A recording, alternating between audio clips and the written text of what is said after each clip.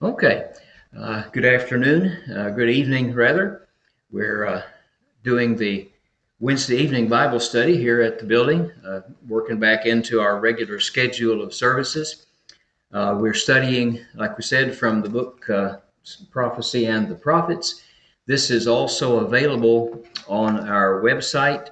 If you'll go there and look under the resources page, you can find this like we are doing the Sunday morning book. It says a PDF document. If you'd like to save that, you can use it.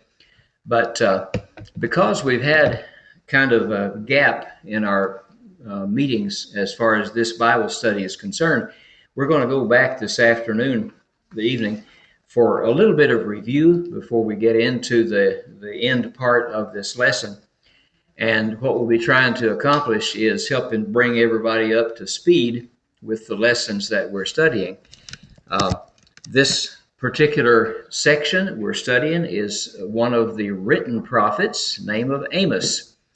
Amos is chapter 16 in your book, if you'd like to look at that. And we'll just run through a few things here to describe who and what Amos is all about. Remember that Amos is one of those prophets who is not a professional prophet. He wasn't one who came from a long line of prophets or, a family of prophets or stuff like that. In fact, Amos is what's called a herdsman. He lived in the town of Tekoa, and he was a herdsman of sheep and a dresser of sycamore figs. What that means is that he was, of course, a shepherd, and his sheep were known to be of the very best quality. The type of sheep that he tended were the very best quality. And also the fig trees that he tended, they're called sycamore, but not like our sycamore trees here that we have. His sycamore trees grew figs on them. And the way that I understand what he had to do was those figs did not become ripe until they had been massaged. You had to massage those figs just right in order for them to soften up and be ripe enough to eat. So when it said he was a dresser of fig trees, that was his job, to go and massage those fruits so that they'd be fit to eat. But we learn more about him. Amos's call to be a prophet is kind of recorded in some visions that he saw. And if you'll follow along here on the screen, from chapter 7 of the book of Amos, we find some visions in the early part of that chapter. We're not going to turn there and read each one of them, but we've covered this in some earlier lessons. But what Amos is expected to do here is relay to God the information he finds in these visions. And so in chapter 7, the first 3 verses, there's the vision of the locusts. Locusts were common in those days, and the locusts came, and in this vision, they devoured everything. They ate up everything that was growing, and it brought great destruction upon the people. Now, Amos lived down in Judah. His residence, Tekoa, was actually in Judah, but his message was to the people of Israel in the northern kingdom. And so he was preaching to them about the coming destruction that would happen when the people were captured by the Assyrians. Well, Amos had these visions, and he just spoke them to the people and said, "This is what God showed me. You're about to be struck with the terrible destruction of locusts." People understood that. Locusts were a terrible plague in those days. But also, in the next few verses, he speaks of a great fire. This great fire, which would be so destructive it would burn up whatever the locusts had not eaten. Well, Amos tells the people that. He said, beyond that plague of the locusts, you're going to be stricken by a great fire. And these are destructive prophecies. They're telling people that you're going to face some terrible things coming up. And along the way, Amos tells them why. He says it's because of your behavior. You've not behaved toward God like you should. The people in that northern kingdom of Israel, remember, they had been sinning for a long time. all since the days of Jeroboam the son of Nebat, remember, who put in place some golden calves for them to worship. Well, now they're reaping the benefits of that, or the punishment from it. In chapter 7 also, beginning in verse 7 and further on, there's this picture of the plumb line. Now, that's not a plum like a fruit. I'm sure that some of you guys know what a plumb line is. If you've ever had to put up a fence post and make it set straight, you tie a string up here at the top and you let it hang with a weight on the end, and gravity will make sure that it hangs perpendicular to the soil, to the ground. And so if you match up your pole with that line, it's going to be perfectly perpendicular, 90 degrees. A plumb line is a standard. If you build something using a plumb line, you know it's going to be right. But if you don't, if you disregard the plumb line, if you just back off out there, and like I do sometimes, and say, yeah, it looks about right, then it isn't going to be plumb. It won't be straight. And so here, Amos tells about how the Lord showed him a plumb line that was measuring the kingdom of Israel, measuring Samaria, measuring all that they did. And he gave them this information that says, if you don't stand up to the standard, the standard of God's plumb line, then you're going to be destroyed. God wants everything to be exactly right, and if it's not, then you'll pay the consequences. So those are some things from chapter 7. Moving into chapter 8, Amos sees the vision of a basket of summer fruit. Well, let's think about that. We all enjoy fruit, yes. If you get some good ripe fruit in the summertime and you put it in a basket and just sit it out, it won't be long till that fruit spoils, Summertime with its heat and everything, it's going to cause that ripe fruit to go bad pretty soon. And that's the picture that he gives. The basket of summer fruit is a picture of Israel. And he says, your time has come. You're like that fruit that's been sitting out in the sun, and you're going to rot. You're rotten already. You're despicably putrid inside. And so the basket of summer fruit there is another warning to the people about what's going to happen to them. And then another vision that he sees is in the 9th chapter,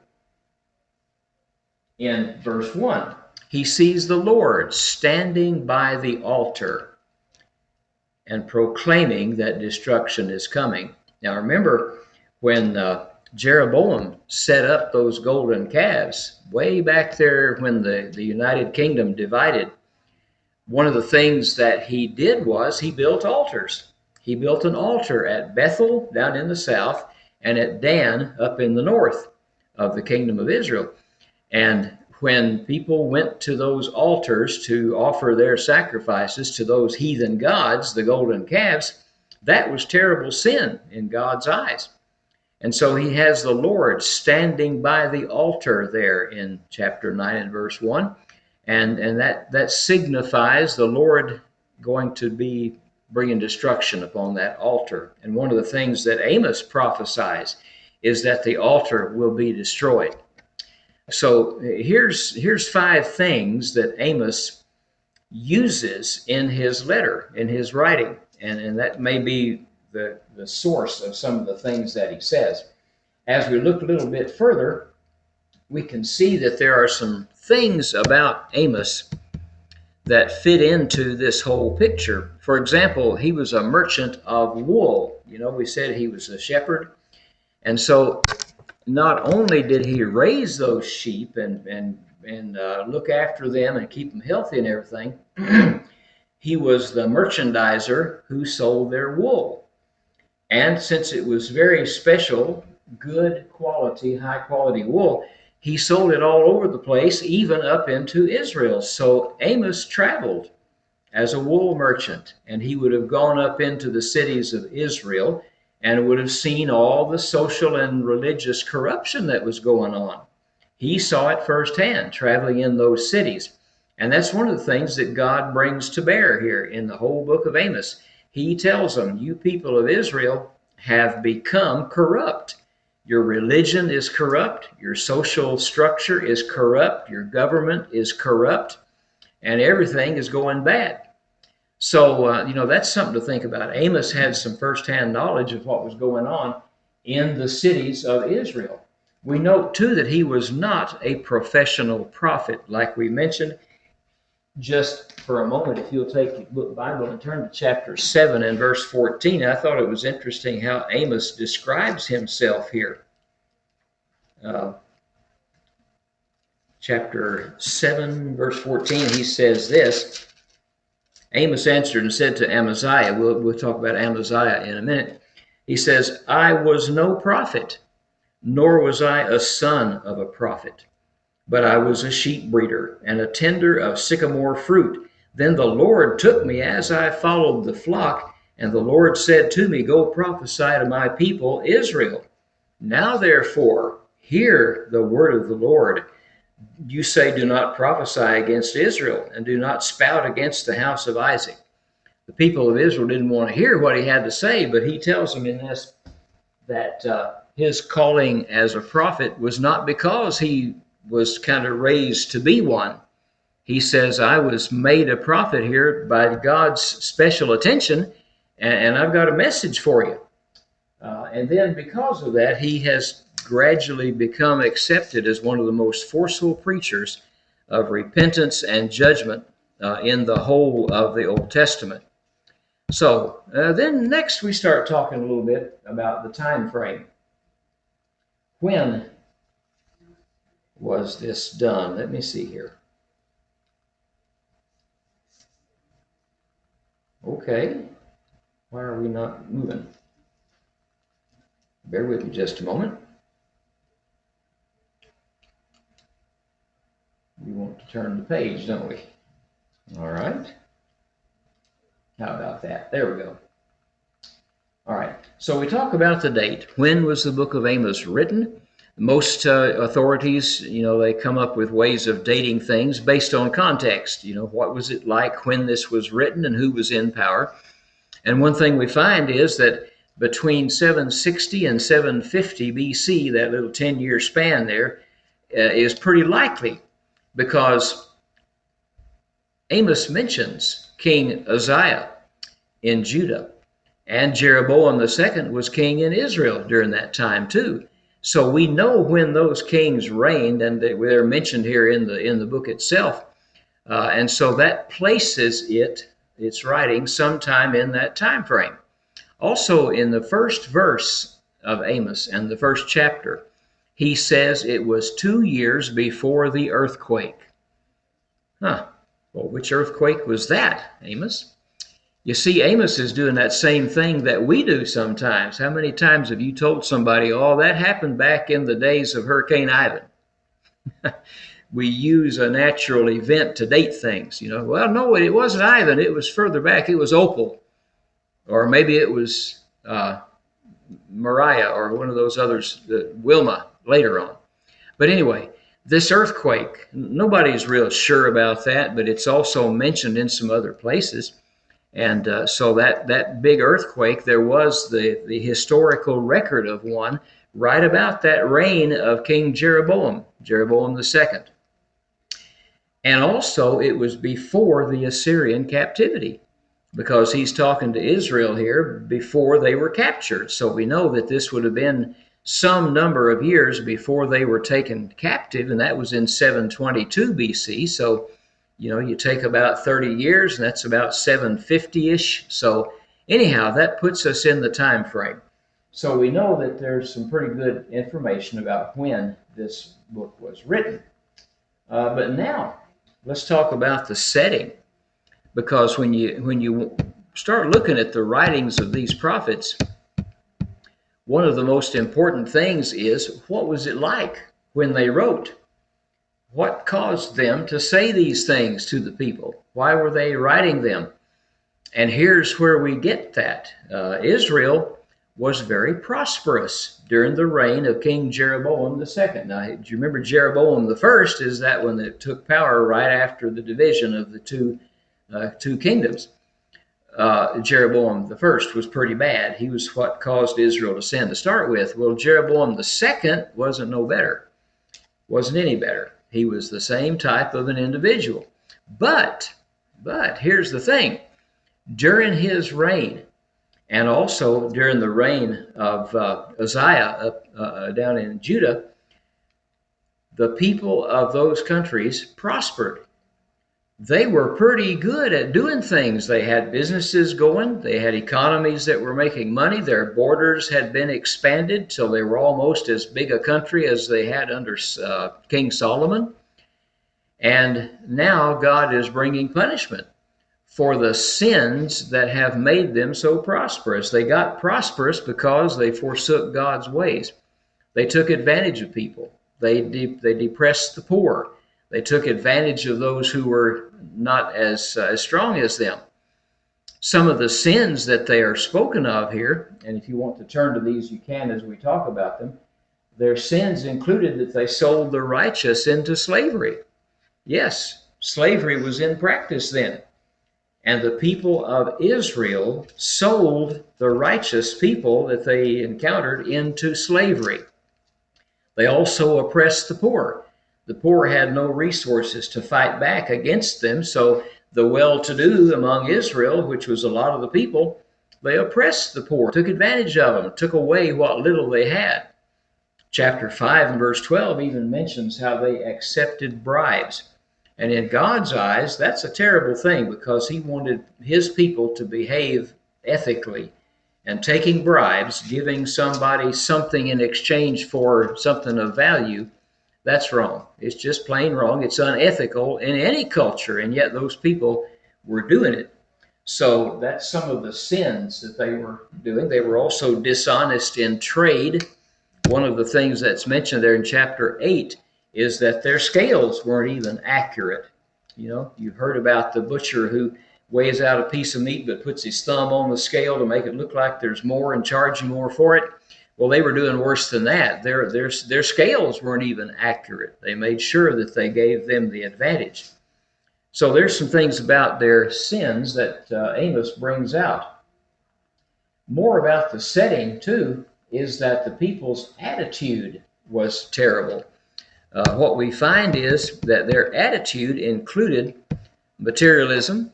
They did not consider spiritual things much. They were only concerned about material things.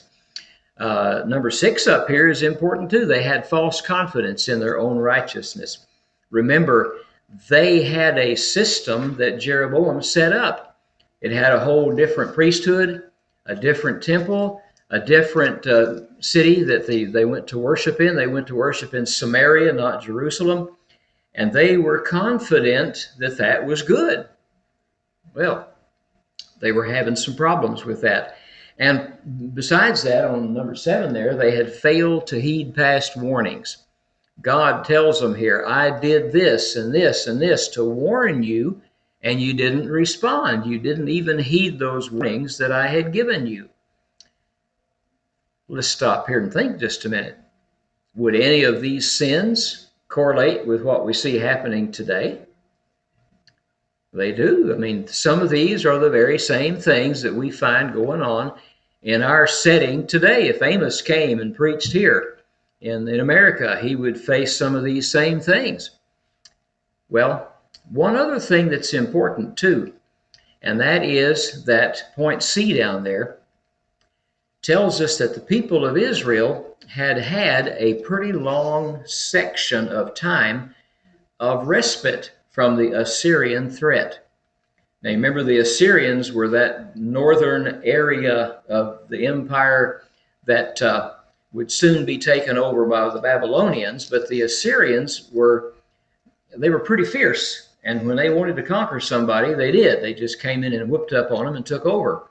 But during the past 60 years, from the time that Amos came, the people of Israel, especially in Judah too, they had kind of relief from that because the Assyrians weren't very good governors of their own people. And they had revolts and uprisings and riots in the street. Oh, does that sound familiar? Well, they had that going on. And because of that, their attention was turned to themselves, and they weren't trying to conquer anybody for a long time there, a couple of generations, 60 plus years. And so the people of Israel were thinking, we're fine, we're rich, we're prosperous, we have no big enemies to worry about, and we're a growing economy and all that. And so that was another of the problems during this. This is also during the time that Jonah went to the city of Nineveh. Remember, we studied the prophet Jonah, and he went to Nineveh, the capital city of the Assyrians, to preach to them about repenting. And that was during this same time when they weren't trying to conquer anybody. They were just trying to sort out their own problems. That was interesting too.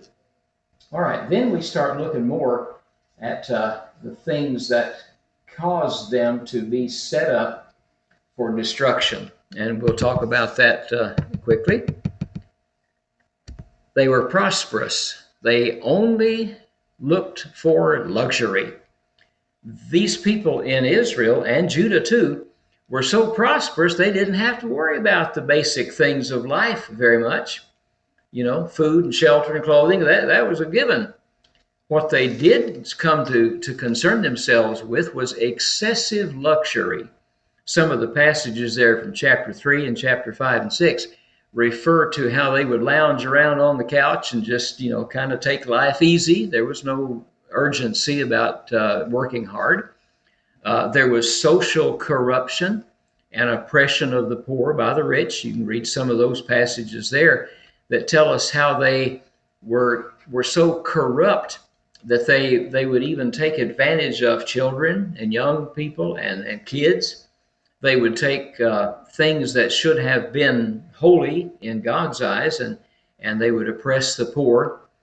Also, they were religiously corrupt, along with the idols that Jeroboam I had set up. These people were also worshiping all kinds of Baals. The Baals were a whole kingdom of idols that came in from other countries. And the people of Israel and some in Judah had gone whole bore into worshiping some of those idols. And all of this prosperity and this corruption and everything, it finally ended in doom and destruction. And this is what Amos was telling them. He comes in and he points out, here is all of these sins that you're involved in. And he tells them, you're going to be conquered and there will be no fight, no respite. You won't recover from it. And we know that's what happened in 722 BC when Assyria conquered the people of Israel. They disappeared from the face of the earth pretty much. They were carried away to all the other parts of the Assyrian Empire and they were absorbed into it, and that's it. All right, so as we run down on our time a little bit, let's talk about just a general principle here, and Bible students will recognize what we're talking about here. Israel had accepted the worship of the golden calf at Bethel after the division of the kingdom. That's what we talked about earlier when Jeroboam I set up that divided worship. They also added Baal worship, and this went on for about 200 years. What do you think is going to happen to something that's been in place for 200 years? Is it going to change? Not likely. After being in place for that long, worshiping the idols that Jeroboam set up and worshiping these Baals, the people were too ingrained. It was too much a part of their culture, and it was impossible to destroy. But think about it. God still sent this old prophet Amos to try. He said, they won't listen to you, but go anyway. And you tell them what I'm saying. There might be the slimmest of chances that they will hear you and turn from their sins. Well, so we go a little bit farther, and we kind of talk about the message. And when you get to the message of Amos, you really have to talk a little bit about the whole book itself. And so we started looking at a summary of the book, and we'll stop with this today. But let's notice a couple of things. Early in the book, is where Amos tells about those visions that he saw. The 5 different visions, we talked about those. But when you get to chapter 7, we begin to see how this book develops. Amos did not stay down there in Judah and prophesy to the people up in Israel. Not at all. He went right to them. He went right to Bethel, which, remember, was in Israel, and it's where that altar was that Jeroboam had set up. So he goes there, and in chapter 7, verses 12 and 13, we're told that he went there to Bethel and began there to preach these prophecies about destruction and everything. But there was something else that Amos did, and it's where he announced judgment not just on Israel, but on all the nations around Israel. I don't know if I can make the map show up here, but I'm going to try, because I'd like for us to see what he's getting at here. Come on, turn the page. There we go.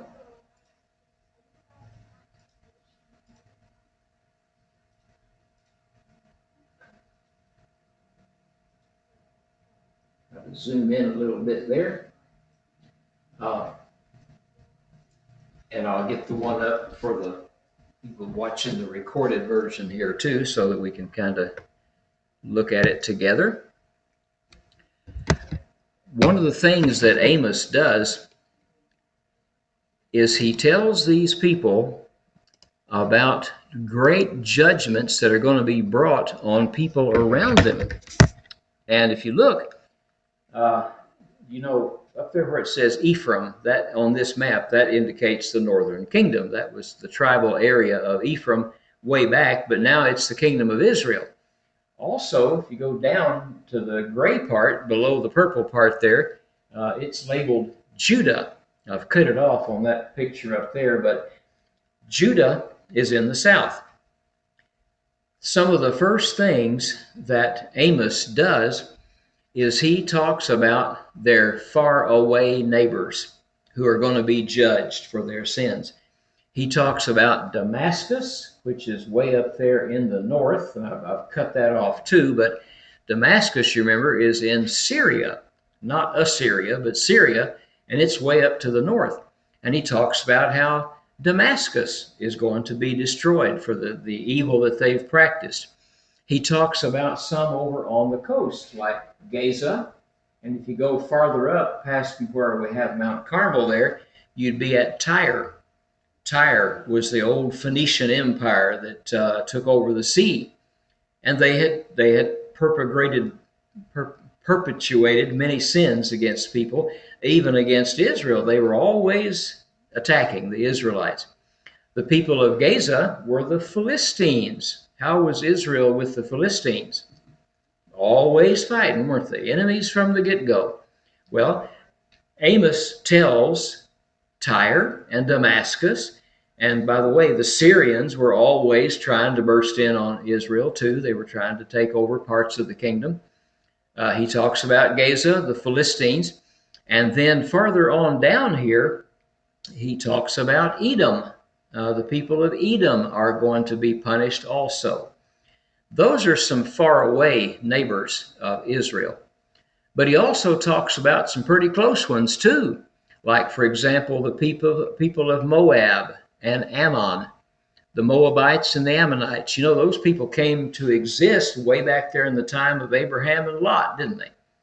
And now they're kingdoms, and Amos decries destruction against them too. The Ammonites, and further down to the south on the map on the big screen up there would be the Moabites. And even he prophesies against Judah.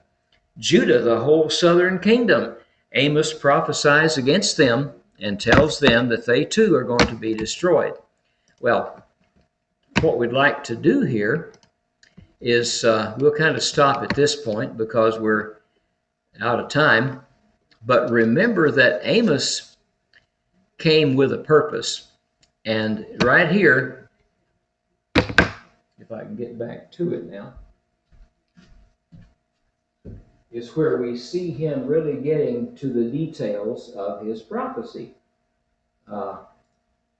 His prophecy on these nations here tells the things that are going to happen to these different areas. And all of God's judgments are going to come on these people because of the way they treated Judah and Israel. See right here. He announced judgment on Damascus and Gaza and Tyre and Edom and Ammon and Moab, the kingdom of Judah, and on Israel itself. And what we're going to find in chapter 2 of Amos is that God's judgment on Israel was because of the cruelty of her people. She had, Israel and the people in it had allowed cruelty to grow. They had allowed these bad practices to take place, and they did nothing to stop them. And so we'll have to leave it here for this evening. We'll take up next time with the idea here of what his message is beyond just a summary of the book. He's going to talk about punishment coming to Israel and some other things. Appreciate your good attention tonight. I know we went kind of fast and covered a lot of material, but if you'll take your course book now and go on through Brother Taylor's explanation for the rest of the message, we'll take that up next week and start looking at some of the things that was actually said to the people of Israel and how it all came about. Thank you for your good attention. And for those who are watching the recording, we appreciate you joining us for the class as well. And now we've got to figure out how to stop that thing. So bear with us.